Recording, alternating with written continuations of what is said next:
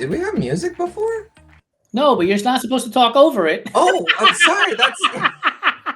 I'm sorry. It was fading out. I thought that would have been a nice little transition. No, man, like the DJ talking as the song's fading. I'm getting really good at this whole restream thing, kind of, sort of. I guess I should alert either my co-host or my guest that there will be music being played. Right. Well, everybody, welcome to Beyond the Training, episode 2, where Santino and I are going to be taking you through our training, our racing, as we are, well, at this point, embarking, but we'll be in the middle of it as we go through the Everyday Athlete Clubhouse Run Club Tour. In case you missed the announcement, we are going to be racing at the Oakland Marathon, the Pittsburgh Marathon, the Salt Lake City Foothills. We're going to be doing the half marathon there. We'll be at the San Francisco Marathon, as well as Beat the Blurch in Seattle, and finishing it off at Hustle in the Heartland, 8 hour in Lebanon, Indiana, which is going to be just a massive party. I want all of you to show up to every single one of the events we're going to be at, but if you can't make it to all of them and you can only make it to one, make it to the one in Lebanon, Indiana. It is an 8 hour event. You can run 1 hour. You can run all 8 hours. It's a 1 mile loop.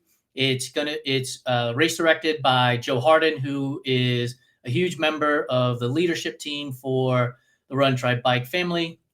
And we're going to have a blast. So maybe you go out and you run your first half marathon. Maybe you run your first marathon, maybe your first ultra. Maybe you set a PR at the 50-mile distance. Who knows? Just come out and have fun. I know, dude, I have been telling everybody when you're like, oh, I don't know if I can run 8 hours. I'm like, just come and run for 2 and hang out for a handful of hours and then go home if you need to. Well, and is it see, we should have Joe once we get a little bit, or I guess once we get to the point where we're training for that, we got to have Joe kind of give us the rundown here. But is it the kind of thing where it's like you can jump back in after a while too? Yeah. Like, yeah, that's what I'm saying. So bang out 4 or 5 miles at a time, sit and chat, hang out and party. When you feel like jumping back in, you jump back in, that sort of thing. It's more about the connection with the clubhouse, with your fellow runners. And you actually just inspired me, Jason. I didn't have a goal for this, but I think I'm going to shoot for it being my first 50 miler. There you go. Putting that intention out there right now. So we'll see. We got until October to see if that's really going to happen. But that's what I'm aiming for. I mean, the beauty is you'll have to be right around 9.5 minutes a mile. Yeah. For the 50 miles, but it is a flat 1 mile loop. So you don't have to worry about having to climb or tripping over rocks and roots on a trail for a 50-mile ultra on the trail. So it's a good place to get that 50-mile. Well, it would be a PR, but the first 50-mile, and see if you can get it done in 8 hours. Yeah, no, absolutely. Because I think that's enough of a challenge. It's not, so unreasonable. I think that's what I'm going to shoot for. We'll see. Yeah, I don't know that I would put a marker on it for me. I think my PR at the 50-mile distance is like 8.5 hours on trail. Okay. Yeah, I was gonna. That's well, maybe I'm getting a little too ambitious if that's your PR. On trail. So that would. I mean, look, we're putting in the work. Our goal is to hit 3:45 at the marathon distance, which, if I'm doing the math correctly, I think is like 8.5 minutes, 8:40, somewhere in that vicinity. I believe that's correct. Because because that's what I was pacing for, like, goddamn 2/3 of Phoenix. I want to say it was 8:42. That's the number that's jumping out at me right now. That sounds about right. Yeah. Because a 9-minute mile is a 4-hour marathon, basically. So yeah. Like 8:45, 8:40. So if you can do that for basically what amounts to 27 miles, and you end up going 10 minutes a mile for the other half of that 50 mile, you'll be right in that 8 hour mark. So for sure. Just got to make sure we're eating and drinking constantly. Big time. So it's been 2 weeks. Over the course of that time, I want you to give yourself a grade on your training, the 2 weeks training. Oh boy, I don't know that. Can I take this class pass fail? I don't know that I can give myself a grade. Here's the thing. Obviously, I was tapering for Phoenix, which I ran, and that I don't want to say I don't want to call it a failure, because it certainly wasn't, but I didn't didn't do quite as good as I was expecting I do, but I did well enough that it's like, hey, I'll take it. I ended up 4:03:15. I have my time right here. Just kind of a comedy of errors at the end really slowed me down, but all in all, it was a good time. It was awesome. Took a couple days off, and then I'm still not officially in my training block. I'm either going to start that on the 26th or 27th of December. So if I wake up the day after Christmas feeling motivated, that's going to be the first official run. If not, I'll get out and go for a walk, and then my first run for Oakland will be on the 27th. But to that end, I'm happy with where I'm at. I was able to kind of get back up to my standard distance yesterday, which is I like to run 10 miles every day. And I don't say that as like a flex or whatever. I fully acknowledge that that's, pretty high volume for your average Joe. I'm not, trying to do the influencer thing of, oh, no big deal. But at the same time, it is my standard run. And so I was happy to kind of get back to that yesterday. So, I'd say everything is progressing as it should. So to that end, I'll give myself, hey, you know what? Why not? First A I've gotten in a long time. I'm gonna give myself an A on this just because I am where I was hoping to be at this point. If I was your coach, I would give you an A because you didn't jump right into training. You're allowing your body to rest and recover. Look, man, these influencers who are out like, oh, I didn't fucking train for this marathon and I ran it and then I didn't recover or rest because I'm hard, raw, and I just cut the shit. Oh, you're going to get people fucking hurt, man. You're going to get people hurt. So I'm glad that you took the time off. I'm glad that you're saying to yourself, if I wake up on the 26th and I feel okay, cool. If I don't, then I'll run on the 27th because that's the way it should be when you finish a big event. Absolutely. And that's kind of my other thing that I've been having trouble articulating it lately, but it's just an observation I've had within the running space. And it's funny, we were having a conversation in the green room earlier about, threads in the community and everything. And it's still, for the most part, pretty great there. But online, I'm noticing a lot of, it seems like, and forgive me if I'm articulating this incorrectly, but I'm noticing a lot of kind of this new style of gatekeeping where it's not, oh, you're not a real runner if you don't blah, blah, blah, whatever, this and that. But instead it's implied that, I'm just out running my third fucking marathon this month. Oh, no big deal. Just stacking another 100-mile week, whatever, this and that. And like to make that look like it's the norm, right. That is a form of gatekeeping. I'm sorry, but it is because you are scaring off people who look at that shit and rightfully so say, this seems excessive. So, I do think it's kind of important to also come back down to reality with this stuff. One, for the sake of injury prevention, for the sake of, being able to continue to do this further on. But two, also to, we had talked about before leading by example. And, I don't know that anybody's looking at me as an example of anything, but nevertheless, if there's somebody who's new to this shit and they come across my page, I don't want them thinking that, fucking hustle, alpha, grind set, whatever the cool guys are calling it these days. I don't want them to think that that's the norm, that's what I'm pushing here. So it's all bullshit, dude. It really is. It really is. My biggest worry about our schedule is not the 3 marathons. It really is the Pittsburgh Marathon and the Salt Lake City Foothills race. Yeah. They're a month apart. And I'm glad that we talked because we're doing, I say only the half marathon because Salt Lake City does have a marathon, a 50K and a 50-mile distance. And we could easily have pressed the button to do one of those longer distances, but that would have been a recipe for disaster.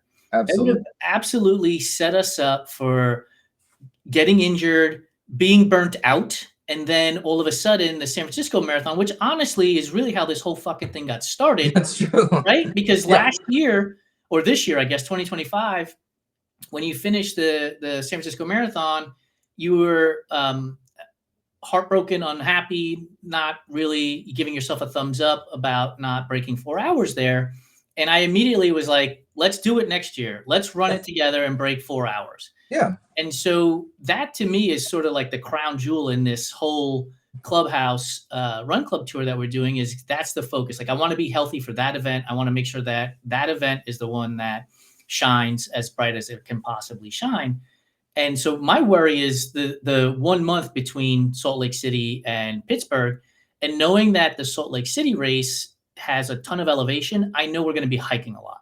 Oh, yes. And yeah. so that helps. Yeah. We're not going to be pushing too hard or too fast, and we're going to enjoy our time out there, probably take tons of pictures and videos and just enjoy our time with the community in Salt Lake City versus head down, busting ass to finish as fast as we can. And I think that's the message. And that is the example that people need to see is like, look, we're doing some hard shit, but we're doing it in a wise way so that we don't end up burnt out and injured. No, absolutely. And I think that is, it also gives you or gives us a bit of a different perspective as well, and again, not to, sound like I'm trying to be, elitist, whatever, this and that. But it's like, it's very rare that I will sign up for a race with the intention of being kind of a back of the packer. I'm certainly not, a burner by any means, but I consider myself solidly intermediate. I hang with the middle of the pack. But I do think there is something to be said about being out there kind of participating at the back of the pack and getting that perspective. And okay, perfect example. We were at the Every Woman's Marathon. What was it, last month or? November. Yeah, November. Oh God, boy, it's been a long month.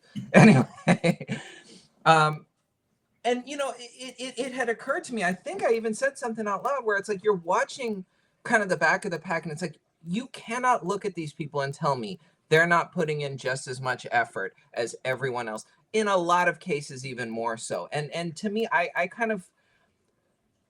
like, being able to have an appreciation for that. So to actually kind of be out there with, I don't want to say, oh, that's the goal in mind, because that sounds condescending to the people who are out there busting their ass and really doing it. But, with the intention that it's like, no, I'm not going to sit here and have it be like this burning thing. I'm going to make it a bit more enjoyable. I'm going to, kind of fall back. I'm going to take my time. Like you said, stop and take pictures, maybe chat with people, and that's the other thing.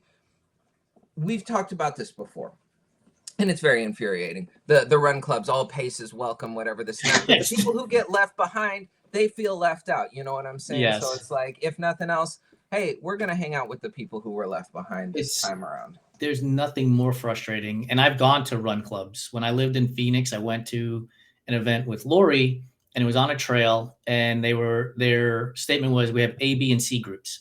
And the C group was about a 20-minute per mile pace. It was like a 5K course that they had set out. So you would finish it in an hour, right? At 20-minute pace. Good time, enough out there. We start running, and I'm like, this feels a little bit harder than 20-minute pace. But I can handle this. I'm okay. And we start cruising, and I asked Laura, I'm like, how fast are we going? And she's like, we're at about a 9.5-minute pace. And they were saying 20 minutes? Bro, right? That is not if you're setting that rule, that standard, that pace, fucking follow it. Don't be an asshole and cut it. If one thing, if you did 19.5 minutes, I got it. But 9.5 minutes, you're going to discourage people. They're never going to show up ever again. That's my point exactly. How is that any different than saying, oh, you slow piece of shits, you can't hang with us real runners, when you're like, oh, hey, everybody's welcome. Right. If you ain't really running 9 minutes when we say it's 20, maybe stay home. Wild. What? Yeah. Wild. So going back to giving ourselves a grade. So I've been in the throes of this training. It's my first month back to marathon training, like I've said, in 14 years. And I'm not a high volume runner. At least I wasn't during ultra training. And I don't know that I will be here.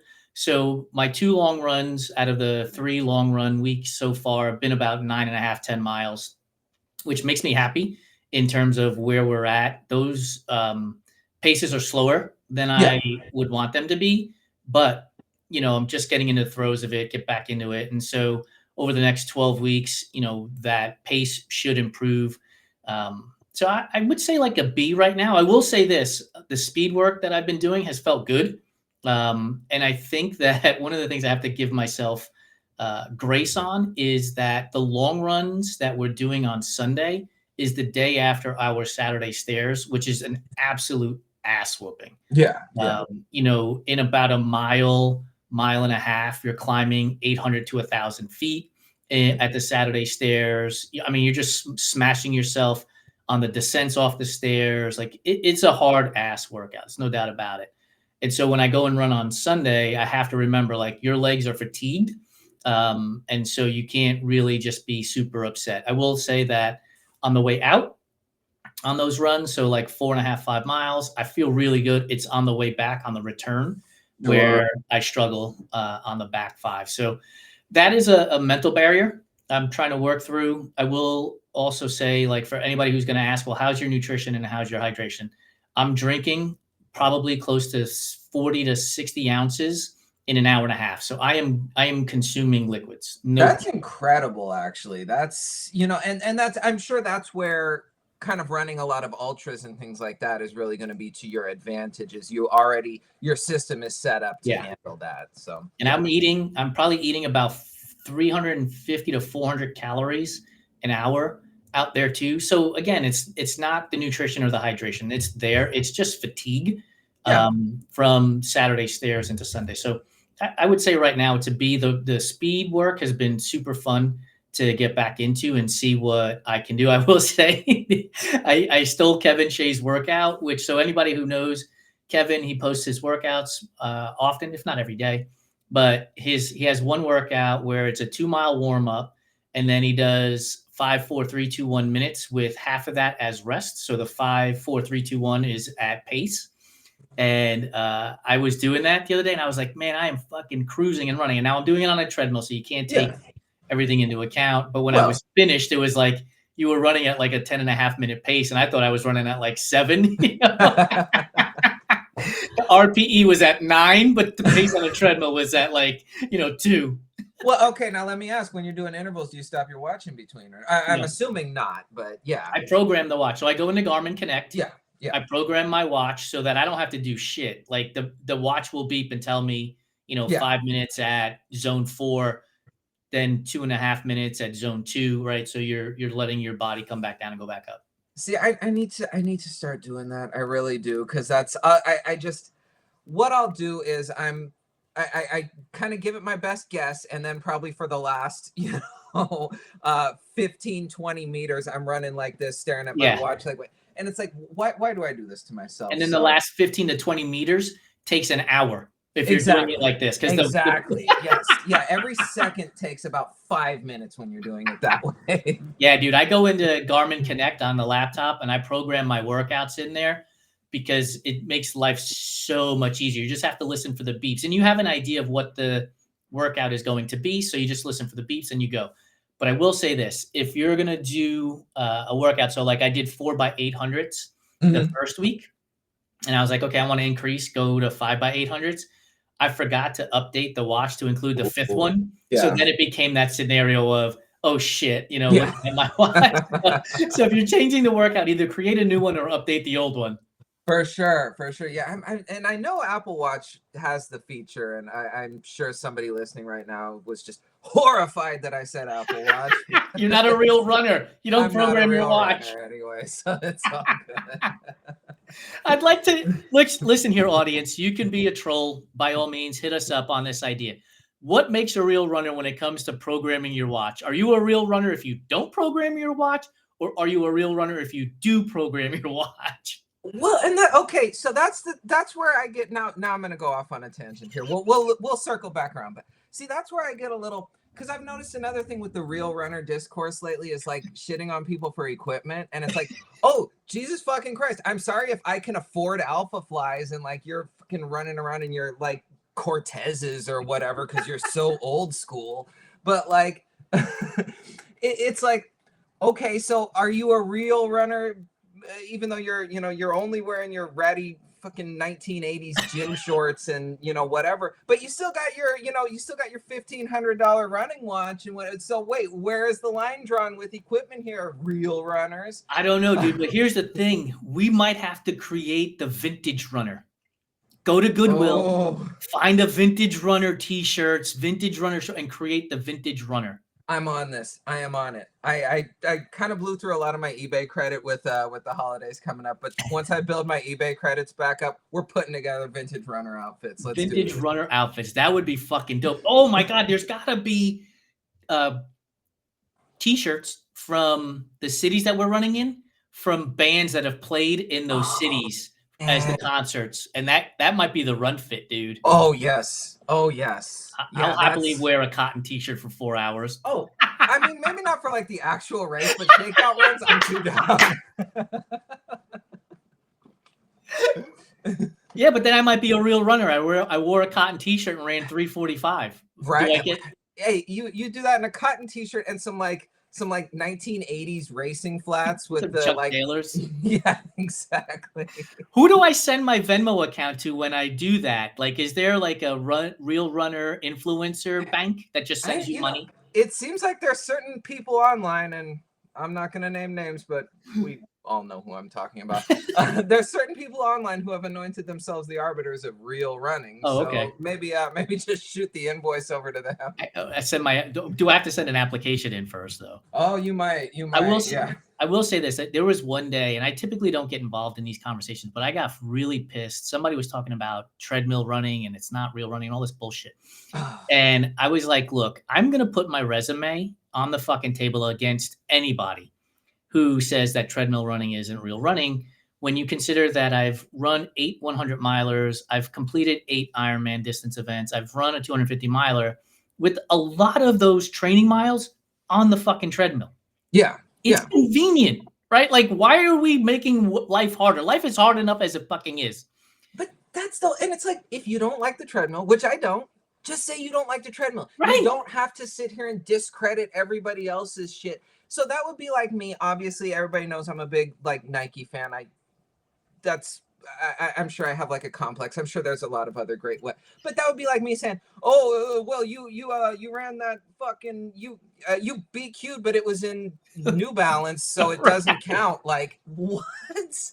Like at a certain point, like you got to let your own personal shit go. Yeah. And there's just so many people in the space who just I don't know if they're doing it on purpose. I don't know if it's just I don't know, like were they like raised as only children or something? Not no shade to my daughter's an only child. I get it, but no shade to the only children. But it's like, why are you centering yourself in some shit that like doesn't need it? You know. I don't get it, so actually, speaking of the treadmill, that reminded me.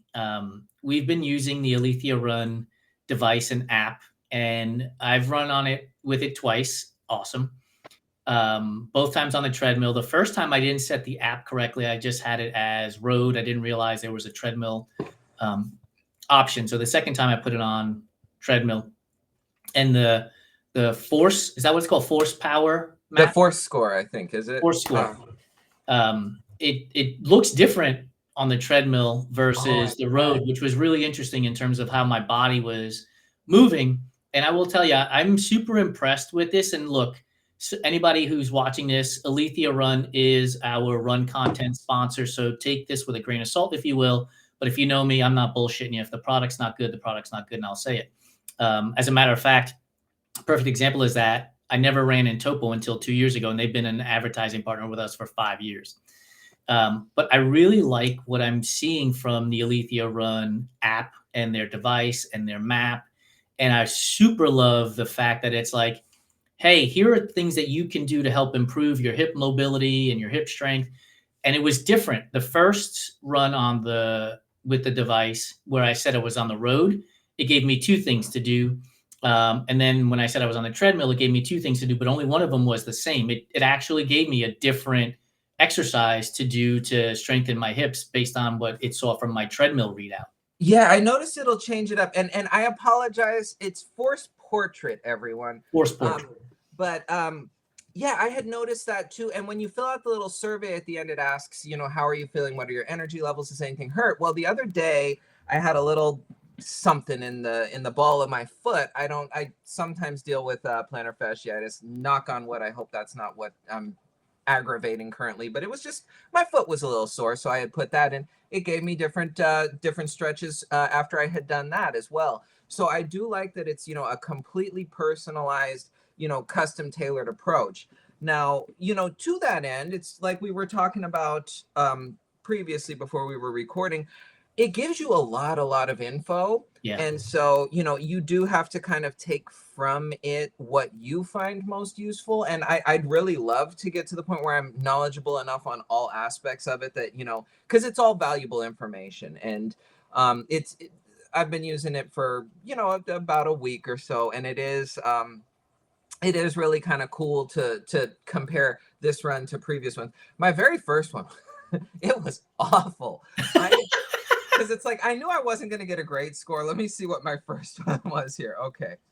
So for those of you, while Santino is looking for this, if you're interested, we are hosting a demonstration from Alethea Run on January 15th at 5 p.m. Pacific, 8 p.m. Eastern. Free to anybody who wants to come check it out. And if you're a member of the Everyday Athlete Clubhouse, after that demonstration and you are a member, we have a 20% off discount for their subscription too. So absolutely, and it's well worth it. So my very first run, are you ready for this? I kind of feel like I need to send a screenshot to Armando. I feel like this needs to go up in the Hall of Fame for the absolute lowest score ever achieved in Alethea. 9. That was my first run. So, that's kind of it. At first I was like, oh damn, I'm not good at this. But just yesterday, okay. Okay, so hold up. Listen to what you just said. I'm not good at this. You're literally just running. Yeah. Right? It's not that the idea is that I'm not good at this. The idea is there's room for improvement. There's room for improvement. Right? Exactly. Well, and then so yesterday, still not, phenomenal, but 36, which that's kind of more where I thought I was, just in terms of mechanics. I'm not a technically correct runner by any stretch of the imagination. I heel strike, I overstride, I have probably a little too much sway. I really have to make a conscious effort not to twist, things like that. So, but it is kind of cool to just compare one run to the next. And it's like, okay, what was working this time? What wasn't? And, even things like I don't necessarily worry too much about things like cadence or whatever, this and that. But even watching that kind of creep up a little bit as everything else is corrected, I'm really fascinated to see after a month of using this, after 3 months of using this, what are those numbers going to look like? And I don't think I'll ever be somebody who's even approaching, a perfect score or whatever. And that's not really the point. But it's like all these little corrections, all these little adjustments, they do add up to much bigger things. Yep. My first score, and like I said, I had it set to road instead of treadmill, was 53. And then the second one was 44. And one of the things I didn't put in there, or I can't recall, is fatigue. Was I tired on run 2 versus run 1? And that, how that impacts us. That's something I need to be better at, because one of the things you made mention of is you talked about the issue with the ball of your foot, and it gave you an exercise. I think this is a scenario in which the user has to be not worried mentally, psychologically about what am I putting into the system. If the ball of your foot hurts, put that in there. If your hip hurts, put that in there. If your groin hurts, put it in there. Knee, ankle, shoulders, whatever. If there's an issue, type it in there so that the algorithm that they have can actually give you the thing that you need. It reminds me of taking an eye test, right? Exactly. If you go to take the eye test and you cheat, you're not going to get better. You're still not going to be able to fucking see. Yeah. So just, if you can't read the big E, tell them you can't read the big E so that you can improve. Exactly. If you don't tell the app that the outside of my right ankle felt a little tender, then it's going to always not be addressed. Exactly. Get it addressed. And that's the thing. What are you paying for? The app doesn't judge you. It's an app. It does not care. You've got to be honest with it. And that's the thing, I'm dropping things. This is an incredible machine, but it cannot get the full picture. It requires some of your input as well. So if you're cheating yourself at solitaire, basically, if you're lying to the app. I will say I was pleasantly surprised at how light it is too. You don't feel it when you run. It's really lightweight. That's the other thing, the build quality overall on this. I will say one very, very minor criticism. I've noticed battery life is not fantastic. Yeah. So on your really, really long runs, just kind of count on it dying. But overall, the build quality on this is excellent, and it's so lightweight you don't even realize it's there most of the time. Yeah, and Armando did tell us that you don't have to wear it for every single run. So, wear it, I think he said maybe twice a week is more than enough to get an idea of what you're doing. One of the things I know we've talked about and we haven't finalized is going to Bend, which is where they're headquartered in February. And that'll be fun because they'll have all of the equipment up there to go test out all that stuff and see kind of like what is happening with all of the our mechanical systems with their outside devices to measure us and see all of that stuff. That'll be fun to go. Absolutely. Yeah, I'm looking forward to that for sure. So has anything crept up on you that has given you worry that you want to make sure that you are addressing as we enter into training phases and racing phases? With regards to Alethea or just the kind Just of in general? block in general? I mean, it's one of those things where it's always, you can't kind of plan for variables, life happens, things like that. And so it's just, for me, it's a matter of sticking to, I guess, a realistic schedule. I think 12 weeks, we tend to try and pile everything in, and, then any one little kind of bump in the road throws everything off. So, I still haven't really come up with a schedule for myself yet. Again, not working with a coach this time around. But, at the same time, I just want to make sure that I am doing enough without kind of forcing myself into too much. I know the last couple kind of truncated training blocks I've ended up dealing with, incredible amounts of burnout towards the end because, you just, there's no margin for error. So I guess maybe another way of looking at it is one of my big concerns is making sure that I give myself enough grace over these next 12 weeks. I mean, here's the thing, dude, you're coming into this with marathon fitness already. Yeah. So for you, it should really be more about tweaking dials to get from 403, 404 down to 4 hours, 355 for this first one, and then keep tweaking those dials so that you keep getting down and down and down for there. For me, I will tell you my biggest worry and concern is as an ultra runner, as a trail runner, I have a vest and I'm carrying all kinds of shit. I got food for days. My biggest concern is carrying enough calories. So I'm going to use my naked belt. The plan right now is to carry my naked belt with a flask in the back with enough calories in the front of the naked belt and a handheld, and then finding Lori on the course probably halfway through the race to swap out handhelds and be able to grab liquids from the aid stations as we move along. Because again, it's been 14 years. Like my mindset of what a marathon looks like is almost non-existent, right? Like I envision a whole bunch of like tiny Dixie cups on a table, and I don't even know if that's the case anymore. Oh no, that's totally the case. Yeah. Okay. Yeah, you get like the little, like, it's like a little shot of water in each Dixie cup and they hand it to you or whatever. It's not enough. I usually grab two because I end up like just throw one back and then the other one try and sip on and spill it while I'm running, sort of thing. Yeah, I'll be carrying a handheld and a flask so that this way I will always have liquid on me so I can swap out. Because again, during Ironman training ages ago, I trained my gut to take in about 30 ounces of liquid, mostly on the bike at the event because you can, and then get out on the run and you're hydrated enough.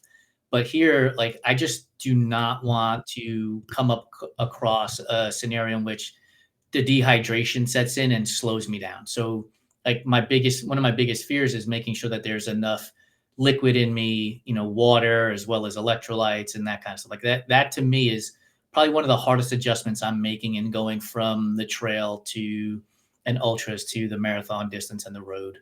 Yeah, no, absolutely. Absolutely. I do think that's something that,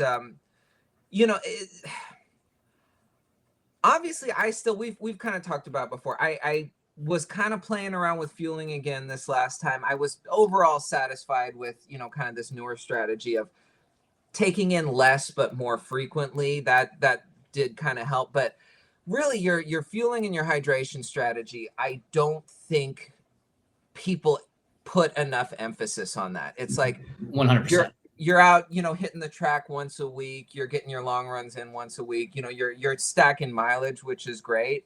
But ultimately at the end of the day, it's, I know for me, I run in my neighborhood.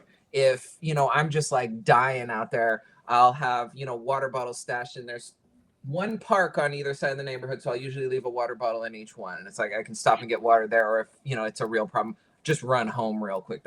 You can't necessarily do that when you're out on the track, out on the course.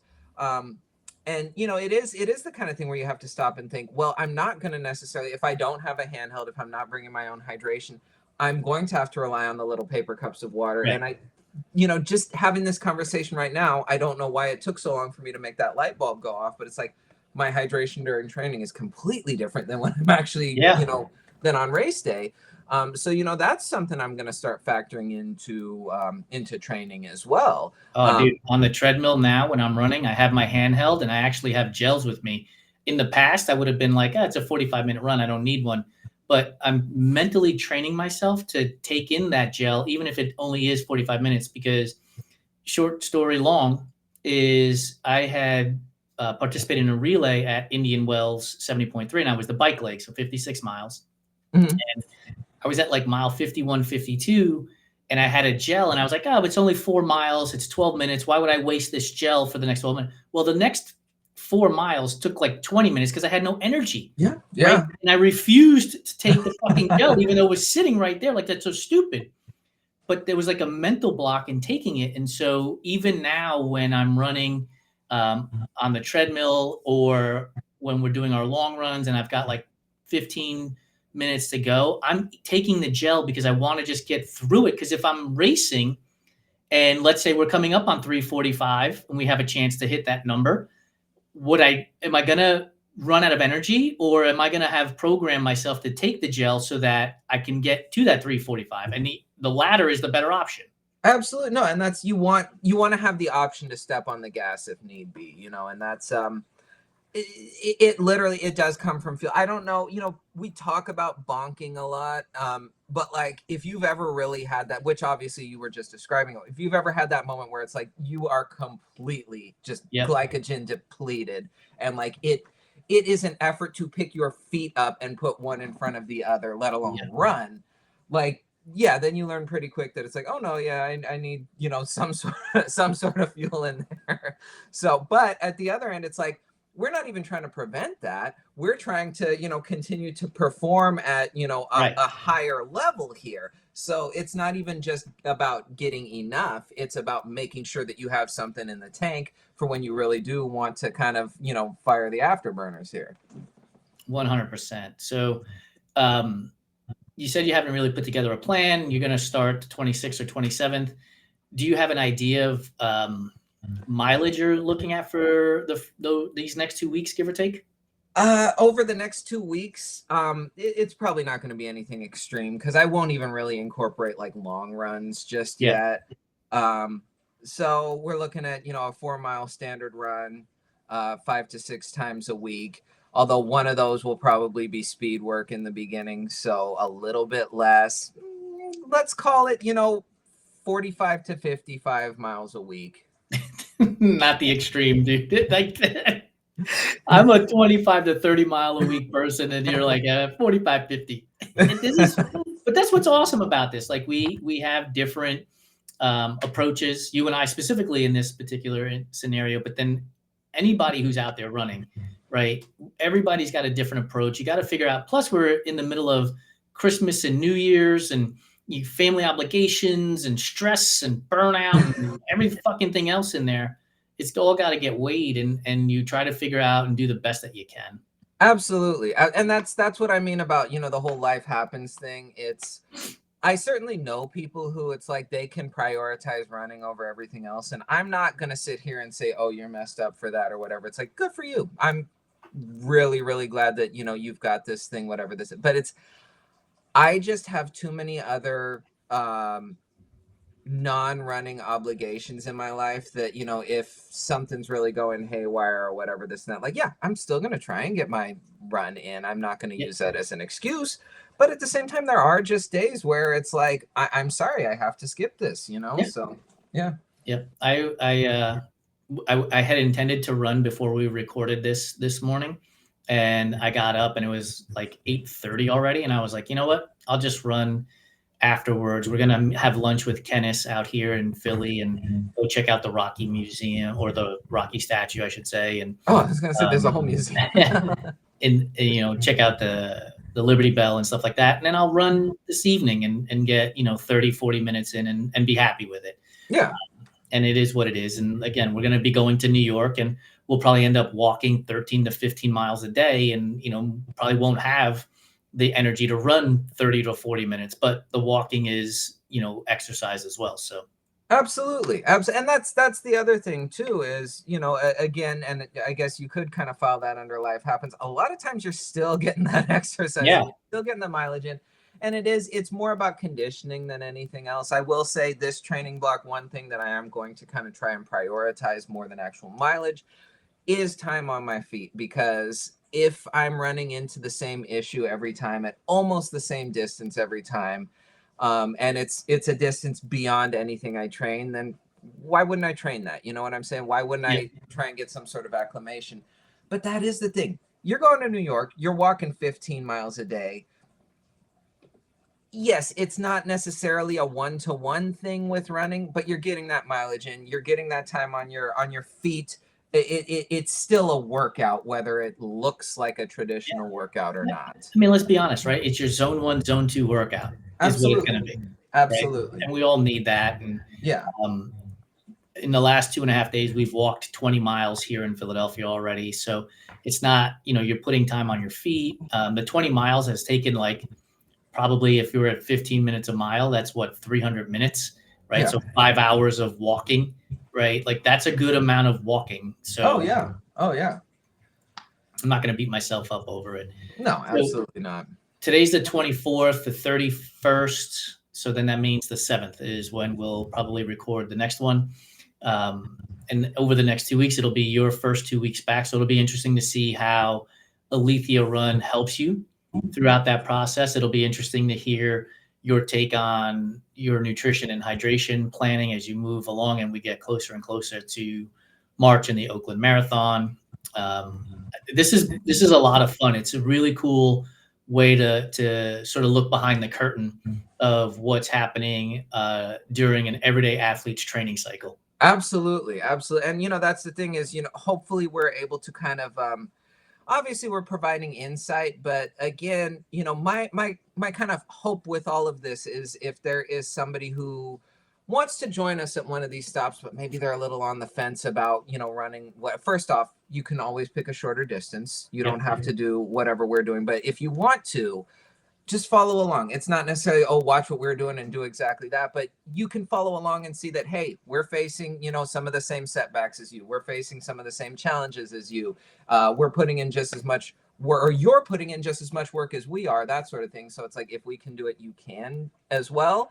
So, you know, that's kind of really my hope with all of this in sharing all of that, is whoever out there that's listening, that might need that little extra motivation, get started right now. You can figure it out along the way, and we'll be here to check in with you every 2 weeks as well. And the post-race pizza that we share together will still be there, whether you finish in 3 hours, 4 hours, 5 hours, or 6 hours. Like, absolutely. Hey, and if we run out, we'll order more. All right, dude. So before I let you go, just a reminder that I'm going to play music on the outro.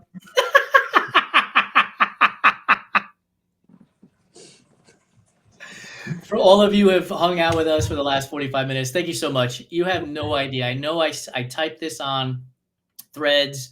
I share it on Instagram often. It means the world to me that you come and you hang out. It means the world to me that you thumbs up it. It means the world to me when you comment.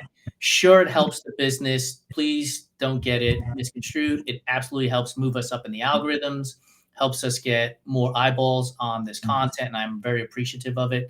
but from a personal level and not a business level, it does mean everything. I love talking to people. And when you're commenting, it means the world to me that you took time out of your day to say, hey, this was fun, or hey, you're a dipshit, try better. That's cool too. All right, dude. I will see you in a couple of weeks. Merry Christmas to you and the family. And I know we'll be talking every day before then, but also Happy New Year. Absolutely. Merry Christmas and Happy New Year, and to everybody listening as well.